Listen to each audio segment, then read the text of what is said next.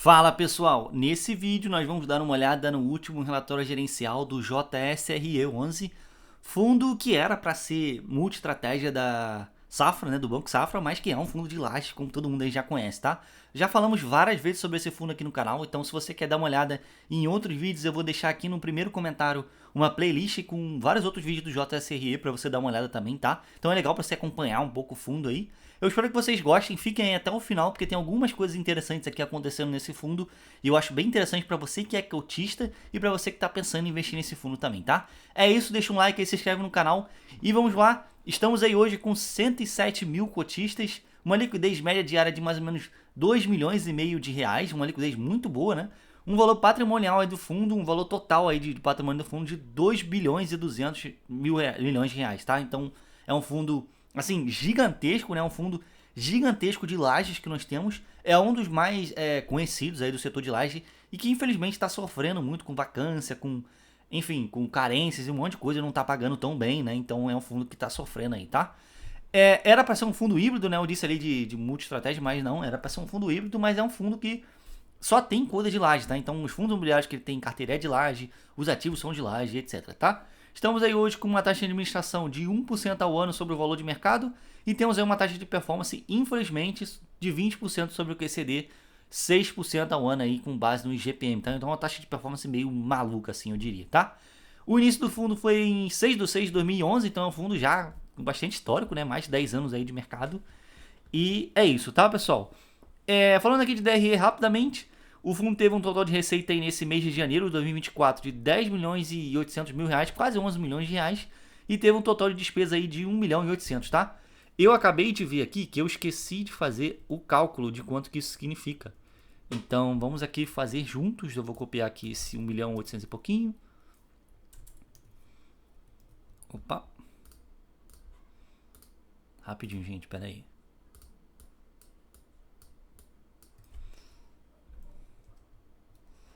Ó, me perdi.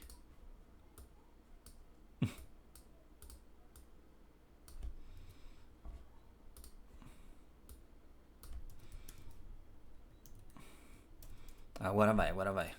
Ó, meu computador hoje tá bem ruim, gente.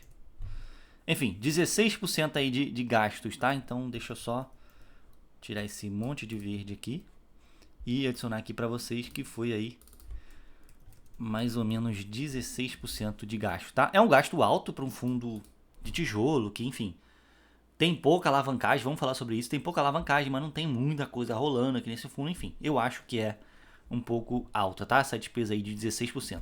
A média tá entre 10, 15, né? Então tá dentro da média ainda, mas tá alto pro que é esse fundo, tá? Enfim, falamos aí já, não temos aqui descrição de tipo despesa ou financeira, né? Que é em relação à alavancagem do fundo e tal, mas enfim, como é muito pequeno ainda não é uma dor tão grande, né? Mas poderia ter um pouco mais de detalhe aqui, tá?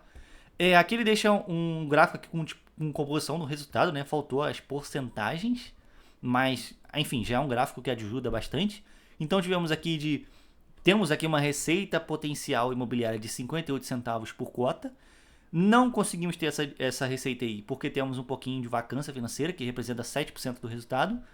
Aí, enfim, ficamos aí com 51 centavos por cota por mês. Aí temos aí um centavinho também vindo de fundos imobiliários, que são fundos imobiliários de laje, que eu vou mostrar para vocês.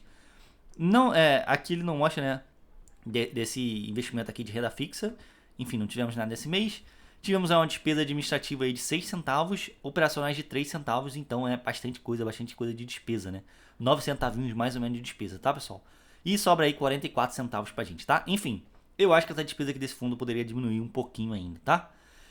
Aí aqui nesse gráfico a gente consegue ver mais ou menos que o fundo tenta distribuir tudo que ele gera no mês, tá? Então teve meses que ele gerou mais, distribuiu pouco, tá? Enfim, ele tá pagando esses 46 centavos aí tem bastante tempo já também.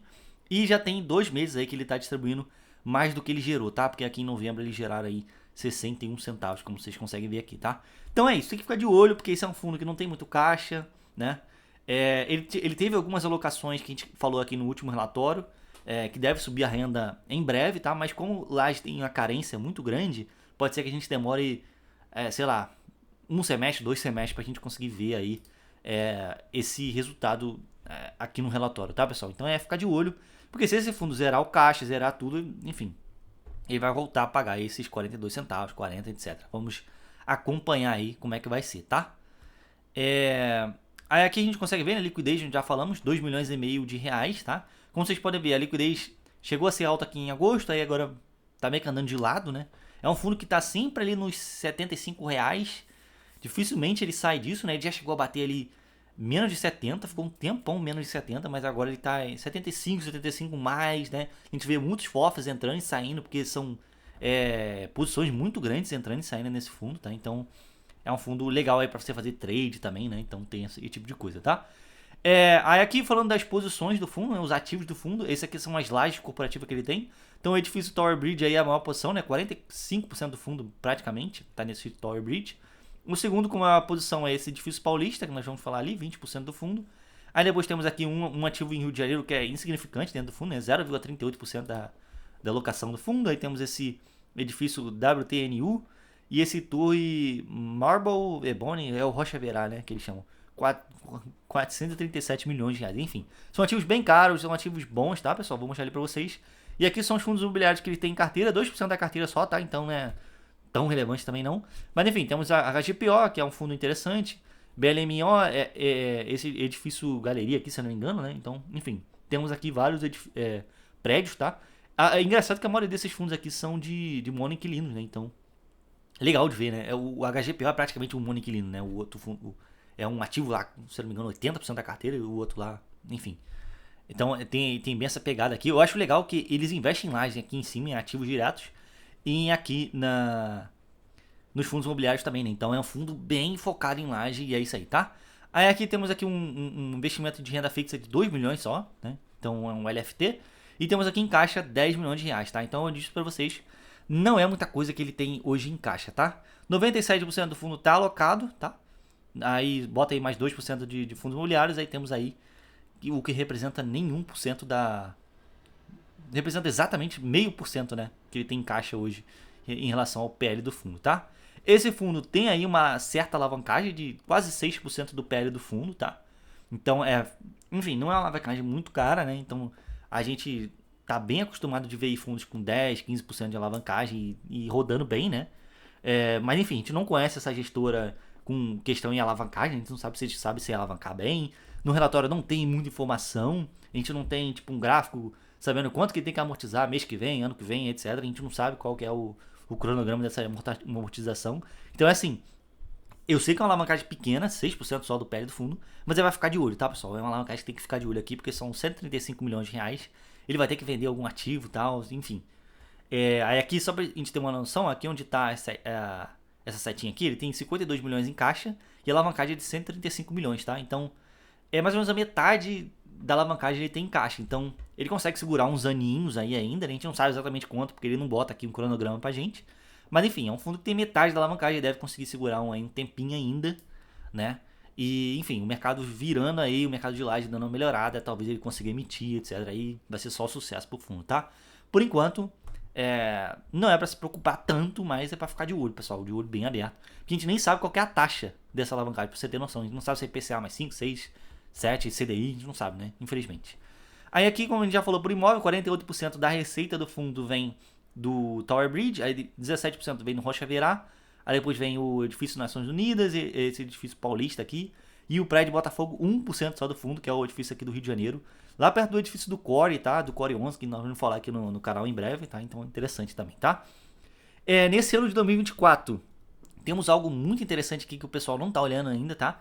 Então temos 10% de vencimento, o que é razoável, tá, pessoal? Seria legal se tivesse menos, porque esses 10% podem se converter em vacância, tá? Mas como o mercado de laje está começando a virar um pouquinho, pode ser que todos esses inquilinos renovem, né? Ou que saiam, eles consigam colocar outras pessoas dentro aí dos imóveis. Mas temos aí 41% da receita do fundo em revisional esse ano, tá? Então pode ser que essas revisionais venham para cima, pode ser que venham para baixo. Eu acho que vem tudo para cima porque, como vocês podem ver aqui nesse outro gráfico, as revisionais vão ser todas IPCA, tá? A maioria IPCA, né? Temos pouca coisa em GPM. GPM é o cinza, né? Vai ser mais no terceiro trimestre, ó, mas nos outros é tudo 4, 2%, ó. Então, pode ser que esses revisionais venham para cima, então vai melhorar aí a receita do fundo e tal. Então, aqueles 46 centavos que eles estavam distribuindo ali, talvez fique até um pouco mais, tá? Então, vamos acompanhar, tá? Tudo pode mudar dependendo de como esses revisionais aí aconteçam, tá? E essas vacâncias aqui também, 10% só, não é tanta coisa, mas já pensou, não converte nenhum desses 10%? Aí ferrou, né, pro fundo. Enfim, o fundo hoje tem 68 inquilinos, é bastante gente, né? Bastante empresa, bem legal de ver. É uma diversificação bem grande, né? Aí temos vários setores, os setores também são bem splitadinhos, ó. Seguro, saúde, tecnologia, transporte, né? Não tem nenhum setor aqui, tirando tecnologia, tá, pessoal? Que seja muito preocupante, assim, que tem histórico de inquilinos saindo muito rápido, tá? Eu sei que tecnologia tem essa peculiaridade, né, dos inquilinos saírem muito, porque tem muita startup, etc. Mas a gente vê aqui que tem tipo Salesforce, que são empresas, essa Teletech aqui também, né? São empresas de tecnologia globais, né? Então não são empresas pequenininhas no Brasil aqui, né? Então dificilmente uma empresa dessa de tecnologia vai quebrar, tá? Então questão de inquilinos eu acho bem legal desse fundo, tá, pessoal? Aqui a gente consegue ver um dos edifícios do fundo, é o Tower Bridge, né? É a maior posição do fundo. Edifício legal, né? Tem selo LEED Gold, etc. Enfim, é um ativo bom pra caramba. 7% de vacância do ativo hoje. Aí temos aqui o complexo Rocha Verá, né? Outro ativo legal pra caramba também. Aqui é a localização, pra quem quiser dar uma olhada. São Paulo também, tá? 19% de vacância. Esse aqui a vacância tá um pouquinho mais alta, mas eu acho que, enfim, o mercado de laje virando, eles devem conseguir colocar outra pessoa. Aí temos aqui o edifício Nações Unidas, né? Torre Nações Unidas. Aí a localização também, ele perto do Rio Pinheiros. Marginal Pinheiro, etc. Né? 0% de vacância. Se eu não me engano, aqui é monoinquilino, tá? Enfim, outro dia a gente fala sobre isso, mas é outro ativo AAA também, bom pra caramba. Aí temos aqui o edifício Paulista, aí com selo também lá na Avenida Paulista, interessante também de ver. E 0% de vacância, tá? Aí temos aqui o edifício Prédio Botafogo aqui no Rio de Janeiro, 0% de vacância também, 717 metros quadrados só, tá? Então deve ser só um andar que eles têm mais ou menos do fundo, tá, pessoal? Mas enfim, eles não colocam foto nem nada, né? Então nem aí. A vacância total do fundo hoje está em 6,7% da ABL do fundo, né? Então é uma vacância relativamente baixa, tá? Para o mercado de lajes. Mas como vocês podem ver aqui, a vacância financeira do fundo é maior do que a física. Então nós temos aqui vacância, descontos, etc. E carência, né? Temos carência de descontos aqui nesses 8,7%, tá, pessoal? Então bota aí uns 2% ainda que a gente tenha para converter em saldo financeiro pra gente, tá? Então, enfim, quando aluga, quando um inquilino é muito grande, eles alugam, sei lá, uma laje inteira e falam, se vocês fizerem o piso, reformar, deixar, etc, a gente dá aí 1 ano de carência pra vocês, tá? Só um exemplo, tá, pessoal? Então, a gente tem que esperar esse 1 ano pro inquilino voltar a pagar, etc, um valor cheio, etc. Poderia ter um desconto temporário também, então tem tudo isso que acontece no mercado de laje, tá, pessoal? Então ficar de olho aí também nisso aqui. Outra coisa que eles poderiam deixar aqui um gráfico pra gente, né? Pra gente conseguir ter uma noção mais ou menos de quando que a receita do fundo vai melhorar, tá? Gente, no mais era isso, espero que vocês tenham gostado. Deixa um like aí no vídeo, se inscreve no canal. Vejo vocês no próximo vídeo. Tchau, tchau. Dá uma olhadinha aí no link no primeiro comentário, tá? É isso, tchau, tchau. Fui.